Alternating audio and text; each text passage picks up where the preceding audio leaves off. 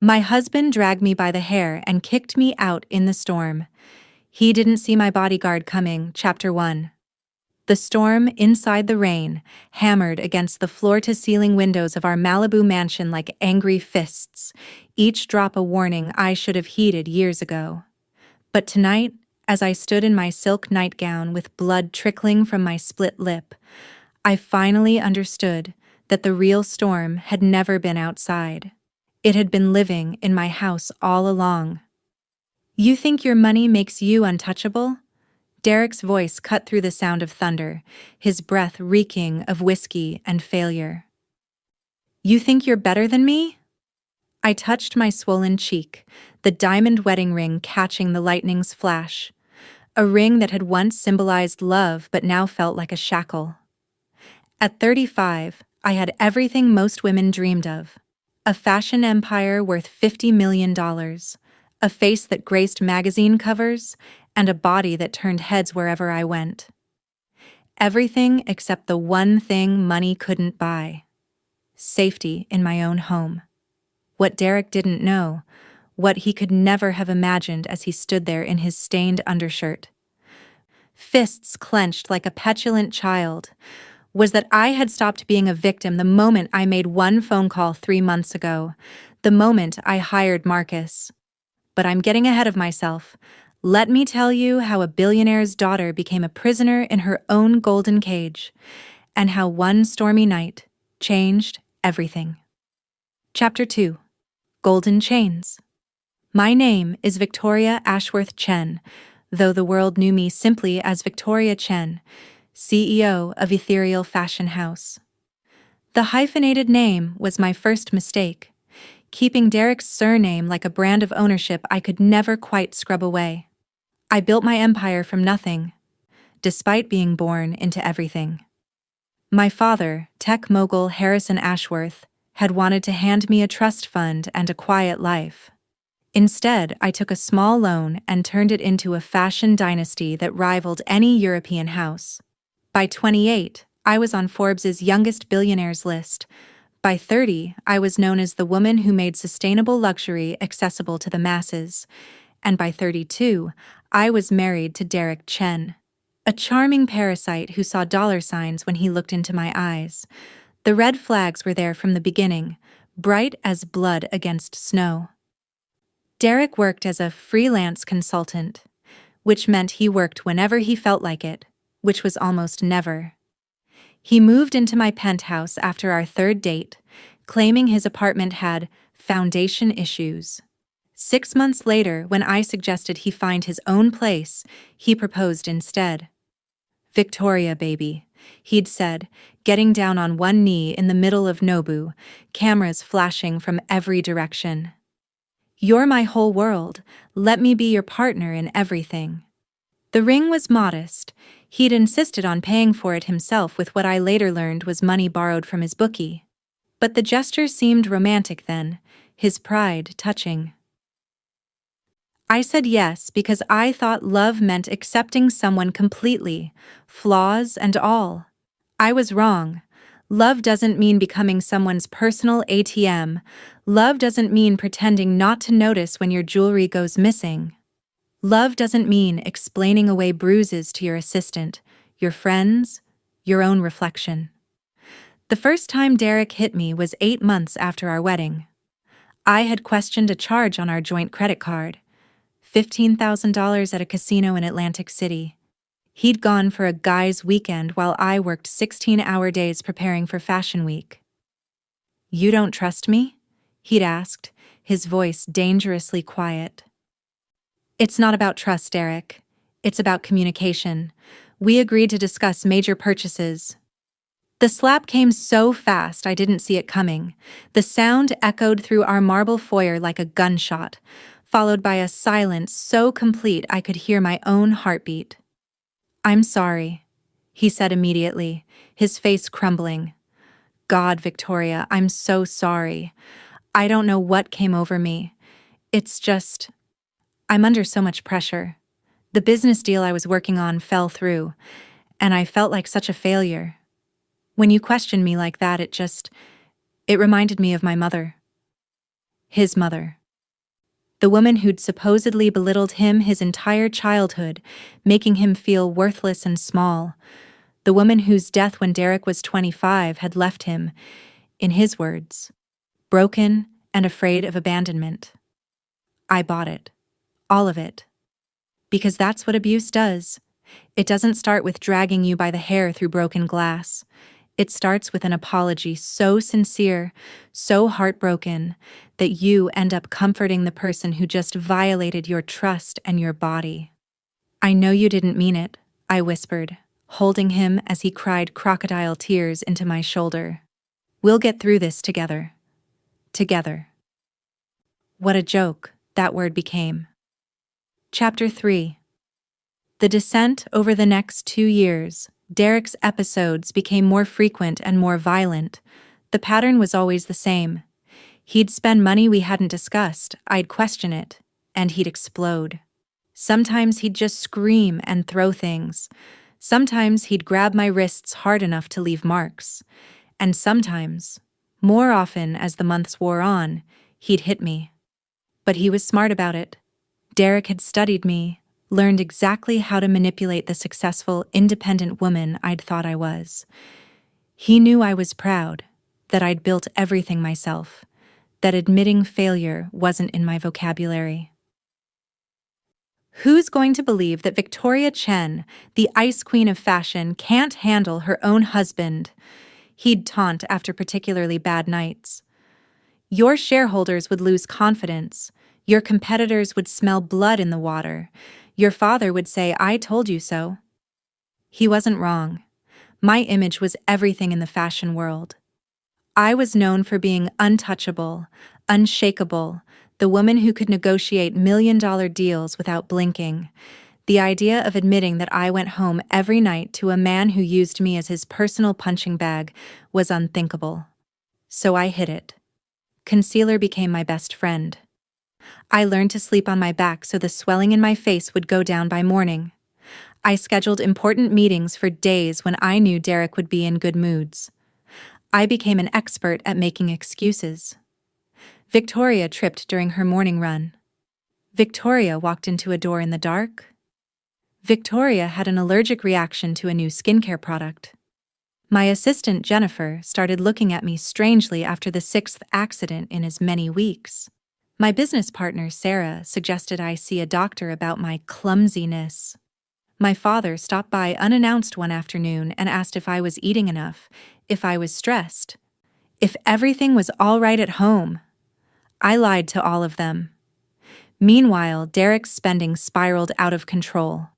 What had started as a few thousand here and there became massive hemorrhaging of my accounts. Designer watches, expensive cars he'd crash or sell within months, gambling debts that appeared like tumors on our credit reports. When I tried to cut him off, he'd explode. When I threatened to leave, he'd threaten suicide. When I suggested counseling, he'd laugh and ask what I expected to tell a therapist, that I was such a controlling bitch that I drove my husband to drink and gamble. "You made me this way," became his favorite refrain. Before I met you, I was happy. I was normal. But living with someone who questions every breath I take, who makes me feel like a kept man, who flaunts her success in my face every day. It's destroying me, Victoria. You're destroying me. Gaslighting. That's what Dr. Martinez would later call it. But at the time, isolated and worn down by 2 years of psychological warfare, I started to believe him. Maybe I was too controlling. Maybe I did make him feel small. Maybe if I just tried harder, loved him better, gave him more space and more trust, things would get better. They didn't. They got worse. Chapter 4. The breaking point. The night everything changed started like so many others. I came home from a successful runway show in Milan, exhausted but happy. Ethereal's latest collection had received standing ovations from critics and buyers alike. Orders were pouring in. The company's stock price had hit an all-time high. I should have known better than to share my joy with Derek. I found him in the living room, surrounded by empty beer bottles and what looked like financial documents spread across my coffee table. The expression on his face when he looked up at me was one I'd learned to fear, a mix of rage and self-pity that meant nothing I said or did would be right. "Welcome home, superstar," he slurred. "How does it feel to be so fucking perfect?" I set down my bags carefully, every muscle in my body tensing. "Derek, what's wrong? What's wrong?" He laughed, but there was no humor in it. "What's wrong is that while you were playing dress-up in Milan, I was here dealing with reality, with the mess you've made of our lives." "What mess?" "Derek, what are you talking about?" He gestured at the papers scattered around him. Bank statements, credit reports, legal documents I didn't recognize. "I was trying to start my own business, Victoria. Trying to be the man you could respect. But every door I knock on, every investor I meet with, you know what they say?" I did know, but I stayed silent. They say, "Why should we invest in you when your wife already owns you?" His voice was getting louder, more vicious. "They laugh at me. They call me Mr. Chen. They ask if I need to get permission from mommy before making decisions." "Derek, that's not my fault." "Isn't it?" He was on his feet now, swaying slightly but moving toward me with predatory intent. "You're the one who insists on keeping everything separate. You're the one who makes me ask for money like a child asking for allowance. You're the one who undermines me at every turn." I took a step back, hitting the wall. We'd had this fight before, but tonight felt different, more dangerous. The storm outside was getting worse, and I could see lightning reflecting in Derek's eyes. "I never meant to make you feel that way," I said carefully. "We can talk about this. Maybe we can find a way to..." "To what? To keep pretending I'm not a joke? To keep lying to ourselves that this marriage is anything more than you buying yourself a husband?" That stung because there was a grain of truth in it. In the beginning, hadn't I enjoyed being the provider? Hadn't I liked that Derek needed me, depended on me? Hadn't I mistaken his financial desperation for romantic devotion? "I loved you," I whispered. "Loved. Past tense." Derek smiled, and it was the cruelest expression I'd ever seen. "Well, let me tell you what I love, Victoria. I love that in about 30 minutes, your perfect little world is going to come crashing down." "What do you mean?" Instead of answering, he picked up a manila envelope from the coffee table and threw it at my feet. Photographs spilled out, and for a moment I couldn't make sense of what I was seeing. Then my blood turned to ice. They were pictures of me with James Morrison, my business partner's brother, taken 6 months ago at a charity gala. In the photos, we were dancing, laughing, his hand on my waist. Innocent moments that had been captured and cropped to look intimate. Damning. But that wasn't the worst part. The worst part was the letter clipped to the photos. A letter that looked like it was written in my handwriting, detailing a fictional affair and my plans to leave Derek for James. "Where did you get these?" I breathed. "Does it matter?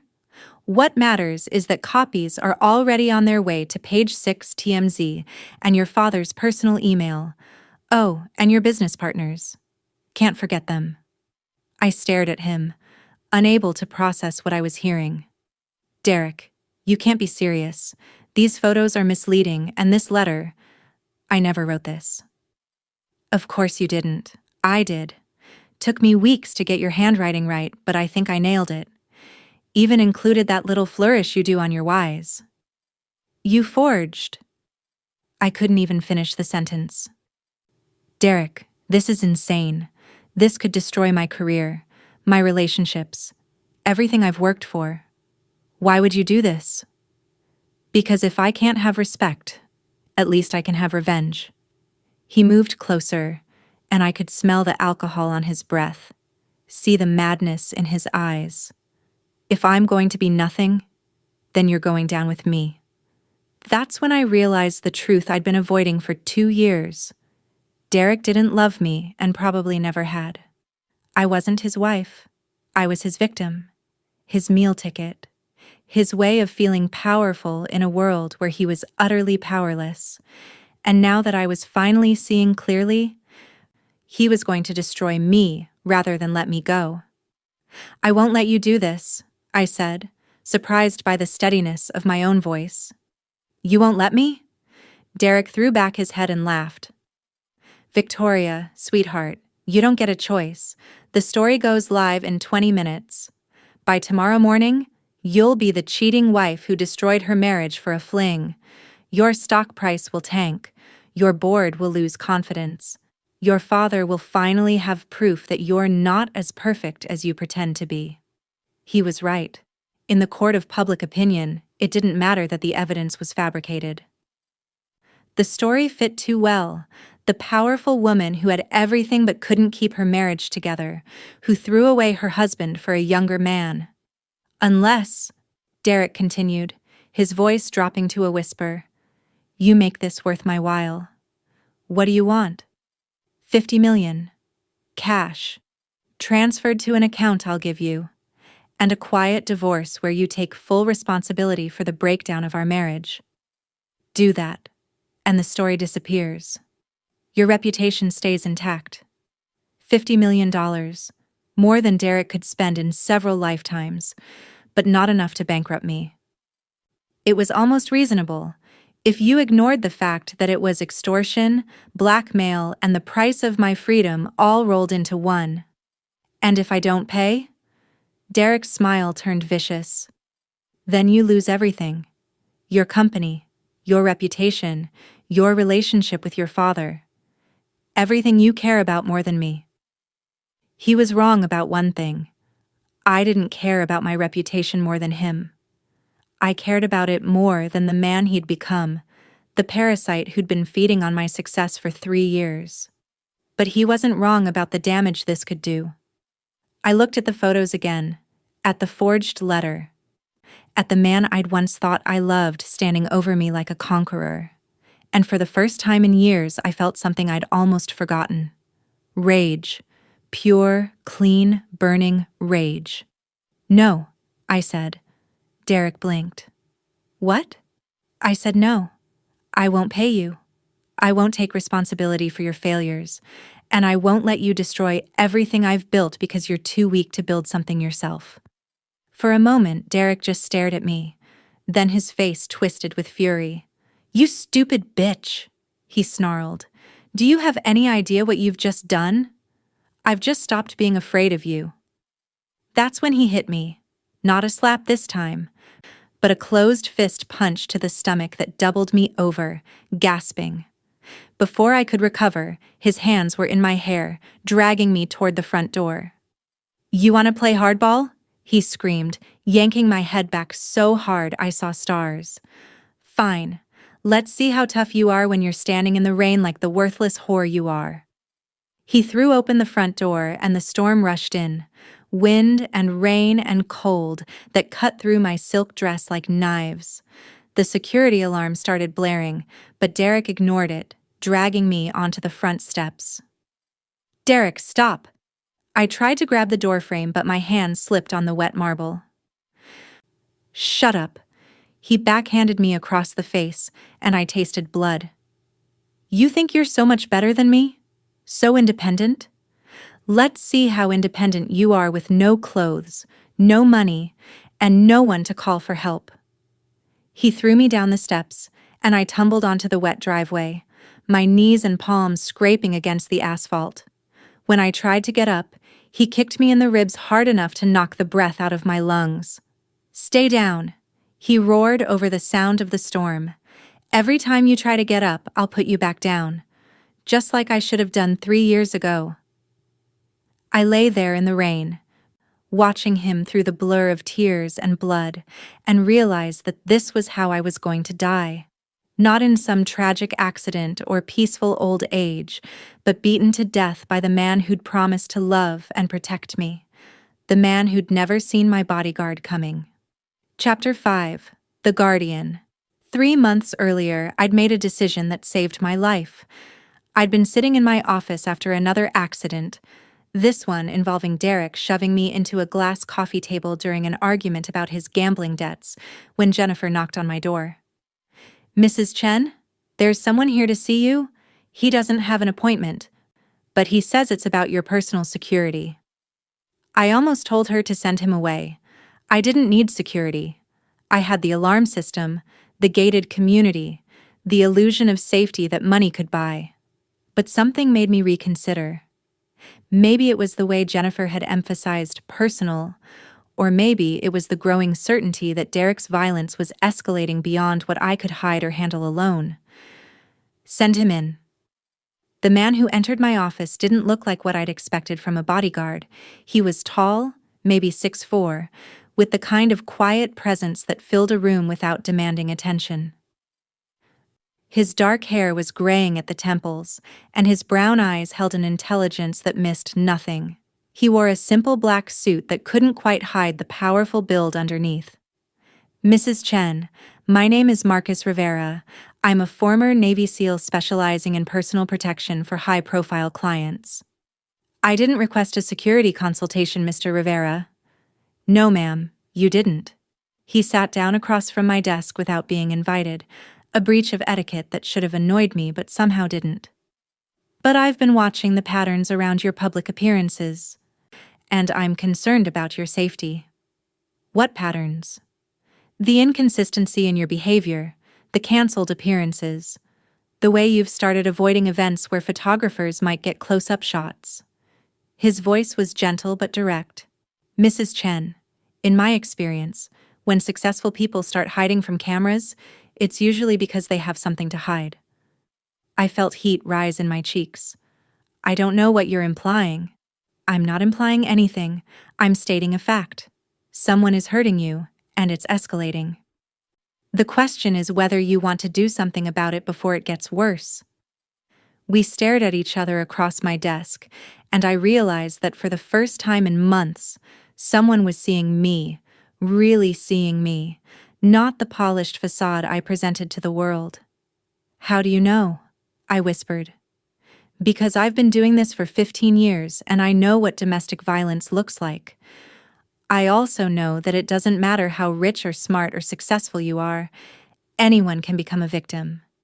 The only thing that matters is whether you're ready to stop being one." I thought about Derek. Probably at home right now running up charges on my credit cards or planning his next explosion. I thought about the growing frequency of his attacks, the way he'd started talking about what would happen if I ever tried to leave him. "What would you do? Hypothetically." Marcus leaned forward slightly. "Hypothetically, I'd start by documenting everything. Every injury, every threat, every financial transaction he makes without your permission. Build a case that no judge could ignore. And then I'd make sure you were safe while you decided what to do with that case. I'd be your shadow, invisible unless you needed me, but always there, always watching." "How invisible?" "You wouldn't even know I was there unless something happened. I have techniques for surveillance and protection that don't require obvious security presence. No one would know you hired me unless they tried to hurt you." I considered this. Derek's paranoia about my independence had reached the point where hiring an obvious bodyguard would trigger a violent response. But if Marcus could truly be invisible, how much would this cost? Hypothetically. For round-the-clock protection with full documentation services, $50,000 a month. It was a lot of money, but not compared to what Derek was costing me in therapy, medical bills, and lost productivity. And definitely not compared to what my life was worth. "When could you start?" Marcus smiled, the first emotion I'd seen from him. "I already have. I've been watching your house for the past week, Mrs. Chen. Your husband left for what appeared to be a gambling establishment about 20 minutes before I came up here. He won't be back for hours."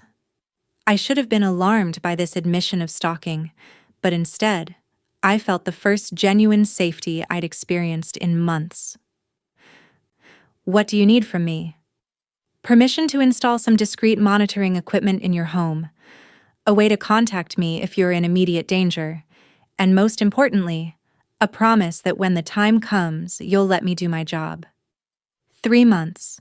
For 3 months, Marcus had been my invisible guardian angel. He'd documented Derek's spending, his threats, his increasingly erratic behavior. He'd installed cameras so small I couldn't see them myself, positioned in every room where Derek might hurt me. He'd also installed a panic button on my keychain, disguised as a designer charm, that would bring him running no matter where I was or what time it was. The night Derek dragged me into the storm, I pressed that button as I fell down the steps. Marcus Rivera had been waiting in the shadows for exactly this moment. Chapter 6. The Reckoning. Derek was raising his foot to kick me again when the voice cut through the storm like a blade. Step away from her. Derek spun around, squinting through the rain. I rolled over, gasping, and saw Marcus emerging from behind my car like death itself. He moved with the fluid grace of a predator, utterly calm despite the chaos of the storm.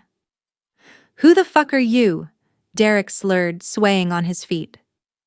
"I'm the man who's been watching you beat your wife for the past 3 months," Marcus said conversationally. "I'm also the man who's going to give you exactly 1 chance to walk away from this." Derek laughed, but there was uncertainty in it now. Even drunk and enraged, he could sense the danger radiating from Marcus like heat from a flame. "This is private property, asshole. You're trespassing." "Actually, this is Mrs. Ashworth's property. She hired me to protect her from threats to her safety." Marcus was close enough now that I could see his face in the lightning flashes, completely calm, almost bored. "You are currently the primary threat." "Ashworth?" Derek's head snapped toward me. "Your name is Chen, you lying bitch. You're my wife." "Not for much longer," I managed to say, pushing myself up to my knees. Derek's face went purple with rage. "You planned this. You hired this fucking gorilla to document your abuse, yes." Marcus's voice never changed tone, never rose above the conversational. It was somehow more terrifying than screaming. "To gather evidence of your financial crimes, your domestic violence, your threats of blackmail, all of which will be very useful in your divorce proceedings and criminal trial." "Criminal trial?" Derek's voice cracked. "Assault and battery, extortion, fraud, identity theft. Should I continue?" I watched Derek's alcohol-soaked brain try to process this information. You could almost see him cycling through options: fight, flight, or try to talk his way out of it. He chose poorly. "You don't understand," Derek said, attempting charm even as rain dripped from his hair. "My wife and I, we have a complicated relationship. Sometimes things get a little heated, but it's not abuse. It's just passion. Isn't that right, Victoria?" Marcus looked at me. For the first time in 3 years, I had a choice: continue the lie or tell the truth. With Derek standing there, fists still clenched, it should have been terrifying to defy him. Instead, it was liberating. "No," I said clearly. "It's abuse. It's been abuse for 2 years, and I'm done pretending otherwise." Derek's face went through several expressions: surprise, rage, calculation, then back to rage. "You stupid cunt. You have no idea what you've just—" He never finished the sentence. Marcus moved faster than I thought humanly possible. One moment Derek was standing 3 feet away from him, gesturing wildly. The next, he was on the ground, Marcus's knee on his back, and his arm twisted at an angle that made me wince. "I really hoped you'd choose the civilized option," Marcus said, sounding genuinely disappointed. "Now we have to do this the hard way." "Get off me!" Derek screamed, struggling futilely against Marcus's hold. "I'll sue you. I'll have you arrested. You can't." "I can do whatever is necessary to protect my client from immediate physical danger," Marcus interrupted. "And since you just threatened her with violence and have a documented history of following through on such threats, I'd say this falls well within my legal parameters." Derek continued struggling for a few more seconds before realizing it was hopeless. Marcus outweighed him by at least 50 pounds, and every ounce of that weight was trained muscle. "Victoria," Marcus said without looking at me, "are you injured badly enough to require immediate medical attention?" I took inventory. My ribs ached from Derek's kick, my scalp burned where he'd grabbed my hair, and my face was swelling where he'd hit me. But nothing felt broken. "I don't think so," I said. "Good. Can you walk to the house?" "Yes." "Then please go inside and call 911. Tell them you need police and paramedics for a domestic violence incident. Tell them the perpetrator has been subdued but is still on the property." I hesitated. "What about the photos? The story he's planning to release?" Marcus's smile was razor sharp. "Oh, that story is never seeing the light of day. Among other things I've documented over the past 3 months is your husband's communications with a tabloid journalist named Rick Patterson. Very illuminating conversations about fabricated evidence and financial motivations. I'm sure Mr. Patterson will be thrilled to know he almost became an accessory to extortion." Derek went limp beneath Marcus's hold. "You can't prove anything," he mumbled. "Actually, I can prove everything. I've been recording your conversations, tracking your financial transactions, and documenting your abuse with high-definition video equipment. Did you know that California is a one-party consent state for recordings? Meaning as long as one person in a conversation consents to being recorded, it's perfectly legal? Victoria never consented to..." "Victoria didn't. I did." Marcus's voice dropped to barely above a whisper. "You see, Derek, I've been in your house for 3 months, not just watching from outside, actually inside, with Mrs. Ashworth's full knowledge and consent. Every conversation you've had, every time you've hurt her, every threat you've made, it's all been recorded." I watched the color drain from Derek's face as the implications sank in. "That's impossible," he breathed. "I would have seen you, heard you." "You really wouldn't. I told you I was a Navy SEAL, Derek. We're very good at being places people don't expect us." Derek turned his head to look at me, rain and desperation in his eyes. "Victoria, please. We can work this out. We don't need lawyers or police or... Just call him off. Please. I'm sorry. I'm so sorry for everything." 2 years ago, that broken voice would have melted my resolve. The tears mixing with rain on his face would have convinced me to give him another chance. But I'd learned something in the past few minutes, lying broken on my own driveway. I was tired of being sorry, tired of making excuses, tired of protecting the man who'd been destroying me. "No," I said simply. Derek's expression hardened. "You'll regret this. Both of you. I have friends, connections. You think this is over? This is just the beginning." Marcus sighed. "I was really hoping you'd take this opportunity to show some remorse. Maybe demonstrate that you understood the seriousness of your situation." He looked up at me. "Mrs. Ashworth, would you say that sounded like a threat to you?" It sounded exactly like a threat. I thought so too. Marcus adjusted his grip on Derek's arm, eliciting a yelp of pain. "Derek, I want you to understand something very clearly.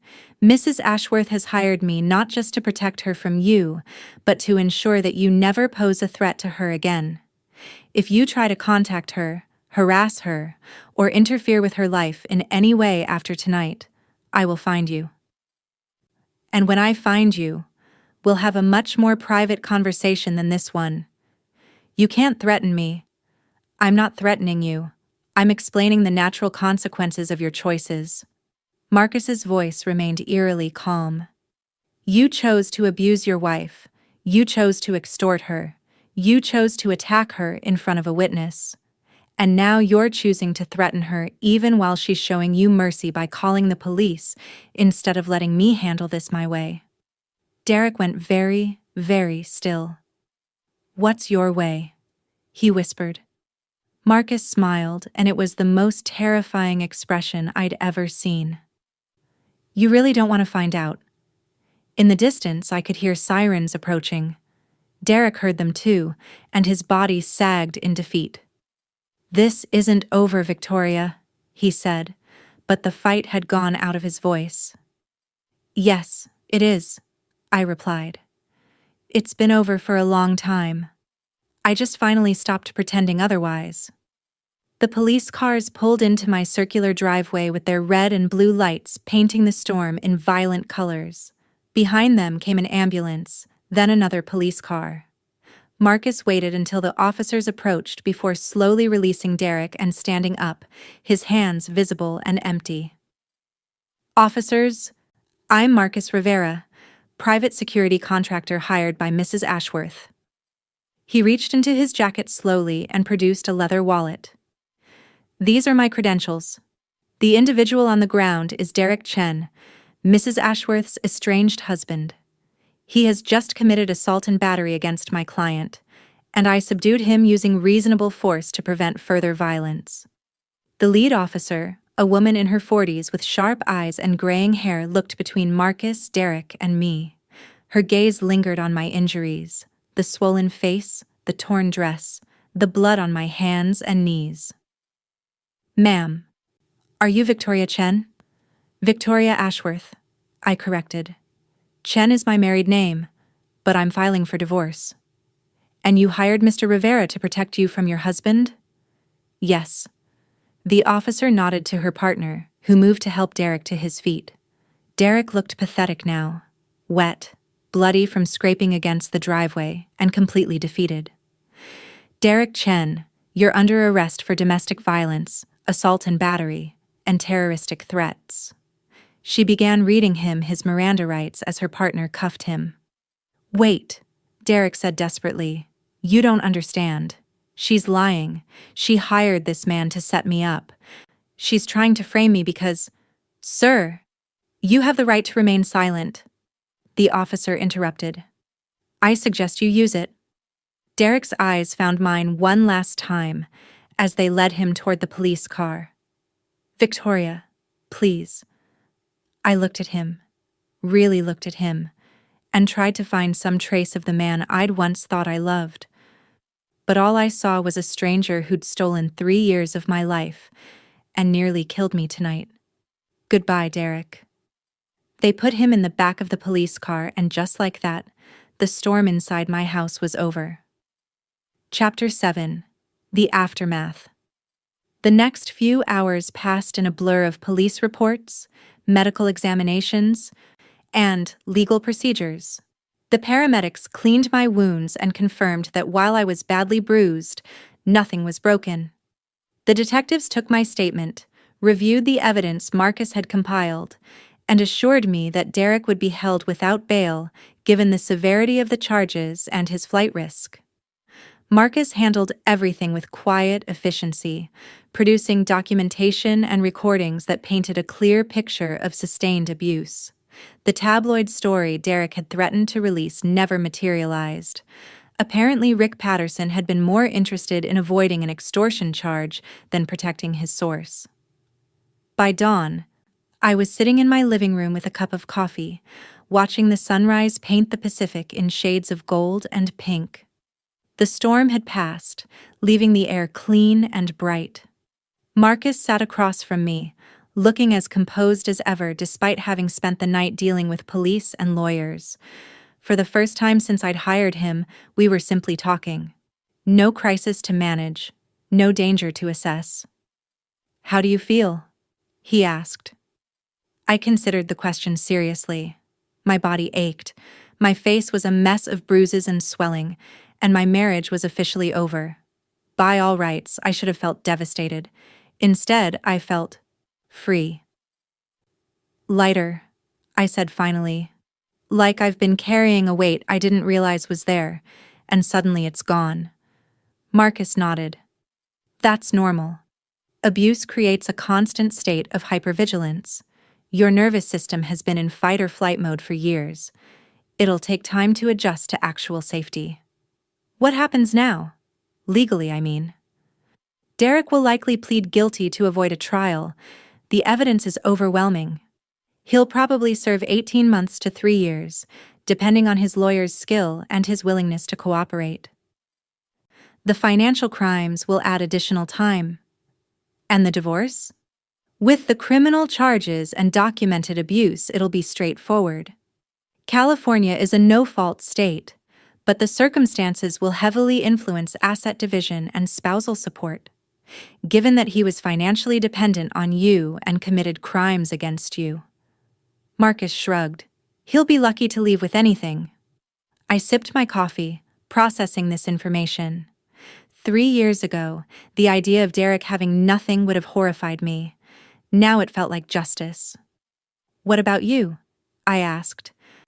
I assume your job here is done? Something flickered across Marcus's face. So quickly I almost missed it. If you'd like to terminate my services, of course, though I'd recommend keeping security in place for at least a few months. Derek may not be the only threat you face. What do you mean? You're about to go through a very public divorce from an abusive husband. The media attention will be intense, and not all of it will be sympathetic. There are people who will see you as a target, either for financial gain or simply because powerful women attract certain types of predators. He was right, of course. My story would be tabloid gold. Billionaire fashion mogul escapes abusive marriage in dramatic late-night confrontation. The vultures were probably already circling. So you're recommending I keep you on retainer? I'm recommending you prioritize your safety.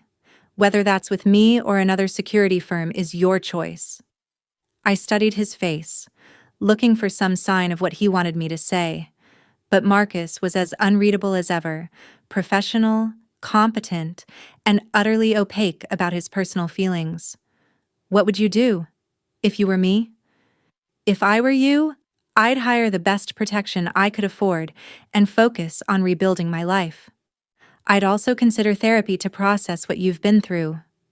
Trauma has a way of affecting you in unexpected ways, even after the immediate danger is gone. It was good advice, practical and sound, but it wasn't what I really wanted to know. Marcus, can I ask you something personal? He tensed slightly. Of course. Why do you do this job? Protecting people like me?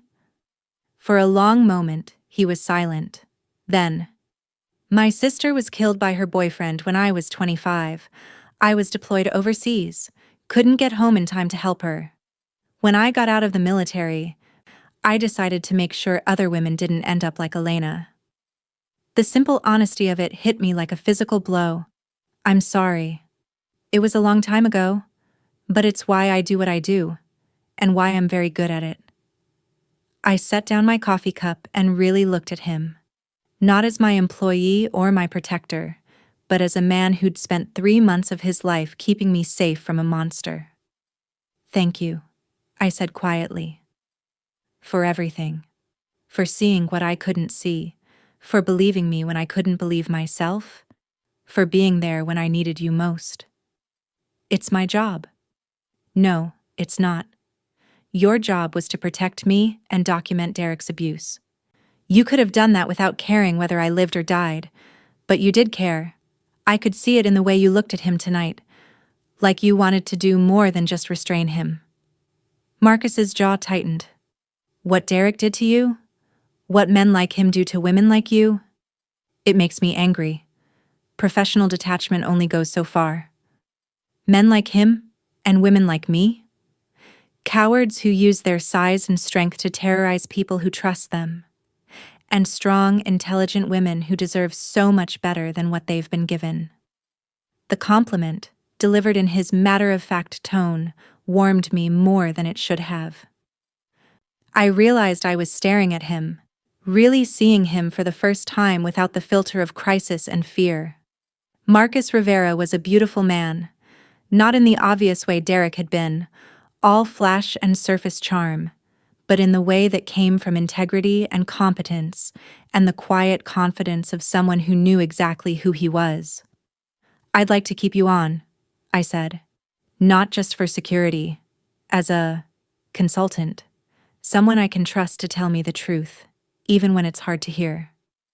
Mrs. Ashworth, Victoria, please. After tonight, I think we're past formalities. Victoria, he said carefully. I want to make sure you understand the nature of our relationship. You've just ended an abusive marriage. You're vulnerable, grateful, and processing trauma. It would be unethical for me to what? To take advantage of your emotional state. To let this become something other than a professional arrangement. I laughed. Actually laughed, for the first time in months. Marcus, are you worried I'm developing feelings for you? The tips of his ears turned red. I'm worried that we both might be. The admission hung between us like a challenge. I could pretend I didn't know what he meant. Could maintain the fiction that my interest in keeping him around was purely professional, or I could be honest. And would that be such a terrible thing? It would be complicated. I've just escaped a marriage that was slowly killing me. I think I can handle complicated. Marcus stood up abruptly, pacing to the window that overlooked the ocean. You don't understand. I've been watching you for 3 months. I've seen you at your most vulnerable, your most afraid. I've seen you broken and brave and beautiful, and He stopped, running a hand through his hair. And you what? And I stopped thinking of you as just a client weeks ago. He turned to face me, which is exactly why I should walk away. You need time to heal, to figure out who you are outside of that marriage. You don't need me confusing things. I stood up and walked over to him, stopping just close enough to see the conflict in his eyes. What if I don't want you to walk away? Victoria, what if I want you to stay, not as my bodyguard or my employee, but as my friend? Someone who knows exactly what I've been through and doesn't see me as broken or damaged or in need of fixing? Is that what you want? Friendship? I reached up and touched the side of his face, feeling the slight roughness of stubble under my palm. I want whatever you're willing to give me, but I want it to be real, not professional obligation or misplaced gratitude. Marcus closed his eyes and leaned into my touch. You scare the hell out of me, you know that? Good. I like the idea of being scary for the right reasons. He opened his eyes and smiled, a real smile, not the polite professional expression I'd grown used to. All right, we'll try this, but slowly. And if you change your mind, if you decide you need space or time or... I silenced him with a kiss. It was nothing like kissing Derek. No aggression or possession or demand for submission. Marcus kissed me like I was precious, like he'd been thinking about it for a long time but never quite believed it would happen. When we broke apart, I rested my forehead against his chest and felt truly safe for the first time in years. Thank you, I whispered. For what now? For seeing me, for saving me, for giving me a reason to want to be saved. Chapter 8. 6 months later. The courtroom was packed with reporters, photographers, and curious onlookers, all craning their necks to get a better view of the proceedings. I sat in the front row behind the prosecutor's table, wearing a navy blue suit that projected competence and composure. Derek looked smaller than I remembered. Prison had not been kind to him. His expensive clothes had been replaced with an orange jumpsuit, and his once perfect hair was unkempt and greasy. When he glanced back at me, I saw none of the rage or manipulation that had characterized our relationship. Just defeat. In the matter of the state of California versus Derek Chen, the judge announced, how does the defendant plead to the charges of domestic violence, assault and battery, extortion, and fraud? Derek's public defender whispered something in his ear. Derek nodded and stood on shaky legs. Guilty, Your Honor, to all charges. A murmur ran through the courtroom. I felt Marcus's hand briefly squeeze my shoulder from where he sat behind me, a silent reminder that I wasn't alone. The judge reviewed the plea agreement, which included Derek's testimony against the tabloid journalist who'd been willing to publish the fabricated story, and his agreement to stay away from me permanently. Mr. Chen, you'll serve 4 years in state prison, followed by 5 years of probation. You are permanently banned from contacting Mrs. Horba Ashworth or coming within 500 feet of her person or property. Do you understand these terms? Yes, Your Honor. And Mrs. Ashworth, do you have anything you'd like to say before sentencing? I stood up, my hand steady for the first time in years. The entire courtroom went silent. Your Honor, I spent 3 years believing that love meant accepting abuse. I told myself that Derek's violence was my fault, that if I just tried harder or loved better, things would improve. I was wrong. I looked directly at Derek, who couldn't meet my eyes. What Derek did to me wasn't love. It was control, manipulation, and cruelty. But I'm not here today as a victim. I'm here as a survivor. And I want other women in similar situations to know that it's never too late to choose yourself, to demand better, to walk away. I paused, gathering my thoughts. I don't forgive Derek for what he did to me, but I forgive myself for staying as long as I did. And I'm grateful, truly grateful, that I found the courage to fight back before it was too late. I sat down to scattered applause. Derek was led away in handcuffs without looking back. Outside the courthouse, reporters swarmed us with questions. I gave a brief statement about the importance of domestic violence prevention and the resources available to women in abusive relationships. Marcus guided me through the crowd with professional efficiency, but I caught him smiling at something I said about the strength it takes to ask for help. In the car afterward, I finally let myself feel the full weight of what had just happened. It's really over, I said. How does that feel? Like I can breathe again. Marcus drove us not to my house, but to a small cafe overlooking the ocean. We'd been meeting there regularly over the past few months, sometimes to discuss security matters, sometimes just to talk. It had become our place. So what's next? He asked over coffee and pastries. Well, the divorce should be finalized next week. The company's doing better than ever. Turns out removing a massive source of stress and distraction is good for productivity. And I'm thinking about starting a foundation. What kind of foundation? For women escaping domestic violence, funding for security services, legal aid, counseling, job training, all the things I was lucky enough to afford, but most women can't. Marcus nodded approvingly. That's a good use of your resources and your experience. I was also thinking about hiring a particular security consultant to help run it. Someone with experience in protection and investigation who understands what these women are going through. Anyone I know? I grinned. Depends. Are you interested in a career change? Are you offering me a job, Ms. Ashworth? I'm offering you a partnership in the foundation and... I hesitated, then decided to be brave. In whatever this is between us. Over the past 6 months, Marcus and I had built something I'd never had before. A relationship based on mutual respect, genuine affection, and complete honesty. He'd been patient with my healing process, supportive without being condescending, and strong enough to handle my occasional moments of fear and doubt. Most importantly, he'd never once tried to change me or diminish me or make me smaller than I was. Victoria, he said seriously, are you sure? Really sure? Because once we do this, once we make it official, there's no going back to being just friends.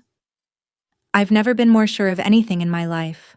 Marcus reached across the table and took my hand. Then yes, to all of it. The foundation, the partnership, the whatever this is. Even though I'm difficult and stubborn and have terrible taste in men, your taste in men is improving, he said solemnly. I laughed, the free, genuine laugh of a woman who was no longer afraid of her own joy.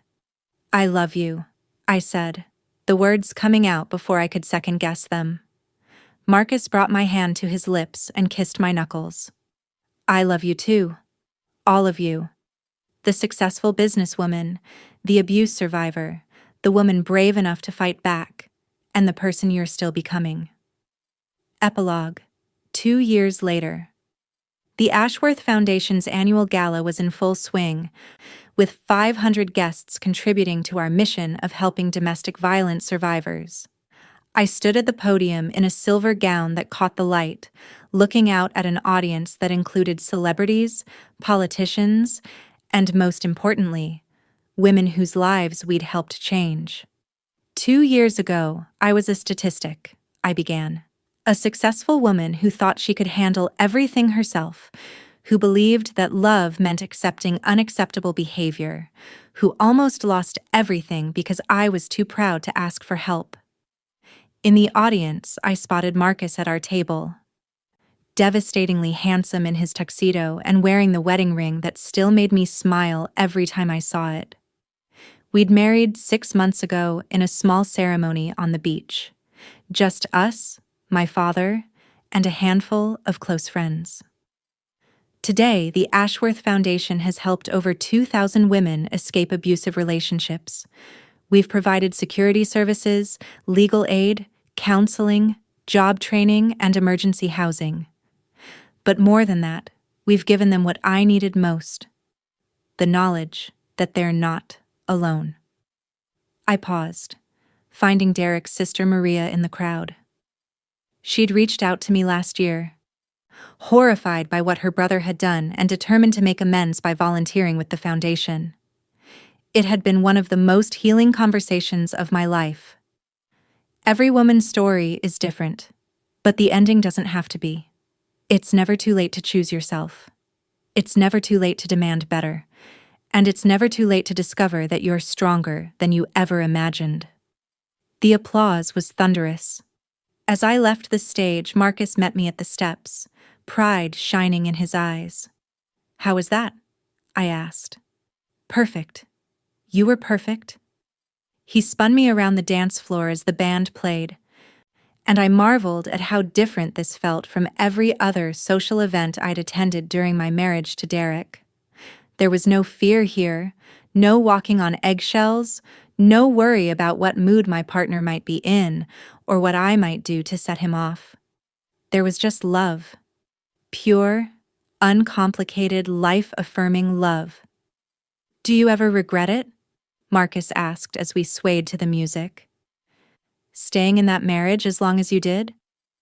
It was a question he'd asked before, usually when I was working late with a particularly difficult case, or dealing with the occasional nightmare that still plagued my sleep. "No," I said, and meant it. Because if I hadn't gone through all of that, I wouldn't be who I am now. I wouldn't have found you. I wouldn't be able to help other women the way we do. Even the worst parts? Even the worst parts. They taught me what I'm worth, what I won't accept, and what real love looks like. Marcus pulled me closer. "And what does real love look like?" I smiled up at him. "Like someone who sees you at your absolute worst and loves you anyway. Like someone who makes you braver instead of smaller. Like someone who would stand in the rain and fight for you, but who also knows when to step back and let you fight for yourself." I like that definition. I like you, Marcus Rivera. Just like? I love you beyond reason or measure or the ability to express it adequately in words. That's better. As the song ended, I caught sight of a young woman at the edge of the dance floor, probably early 20s, beautiful but fragile looking, with the kind of watchful fear in her eyes that I recognized all too well. She was accompanied by an older woman I knew to be one of our counselors. "Excuse me for a minute?" I asked Marcus. Of course. I made my way over to them, moving slowly so as not to startle the younger woman. "Hello?" I said gently. "I'm Victoria. Are you enjoying the evening?" The young woman nodded but didn't speak. The counselor, Janet, gave me a meaningful look. "This is Sarah," Janet said. "She just left her situation last week. Tonight's her first time out in a while." I understood. The hypervigilance, the fear of crowds, the way Sarah kept scanning for exits. I remembered it all. "Sarah, would you like to step outside for some air? Sometimes these events can feel overwhelming." Sarah nodded gratefully, and the three of us made our way to the terrace. The ocean stretched out before us, calm and endless under the stars. "It gets easier," I told her quietly. "I know it doesn't feel like it right now, but it does. The fear fades, the nightmares stop, and one day you'll realize you're not just surviving anymore, you're living." "How long?" Sarah whispered. "For everyone, it's different. For me, it took about a year before I stopped looking over my shoulder constantly. 2 years before I could be in a relationship again. But Sarah," I turned to face her fully, "the most important thing is that you took the first step. You left. That's the hardest part. I'm scared he'll find me. Then we'll make sure you're safe. That's what we do here. Whatever you need. Security, legal help, a new identity, job training. We'll help you get it." Sarah's eyes filled with tears. "Why? You don't even know me." "Because someone helped me when I needed it most. Because every woman deserves to feel safe in her own life. And because you're worth saving, even if you don't believe that yet." We stood in comfortable silence for a few minutes, watching the waves. When Sarah was ready, Janet walked her back inside to introduce her to some other survivors. Marcus found me on the terrace a few minutes later. "Everything okay?" "Everything's perfect," I said, and meant it. He wrapped his arms around me from behind, and we stood together looking out at the water. In the distance, storm clouds were gathering on the horizon, but they seemed far away and harmless. "Thank you," I said softly. "For what this time?" "For seeing me that day in my office, for believing I was worth saving, for showing me what it feels like to be truly safe." "Victoria," Marcus said, his voice warm with amusement, "you saved yourself. I just made sure you had backup." I leaned back against his chest and smiled. "Best backup ever." "Always," he promised, "for as long as you'll have me." "Forever then." "Forever it is." The storm clouds moved closer, but I wasn't afraid. I had learned something important in the past few years. Storms always pass. And sometimes, if you're very lucky, they wash away everything that was holding you back and leave you free to build something beautiful in their wake. I was Victoria Ashworth, survivor, fighter, and finally, truly free. And this was just the beginning. The end.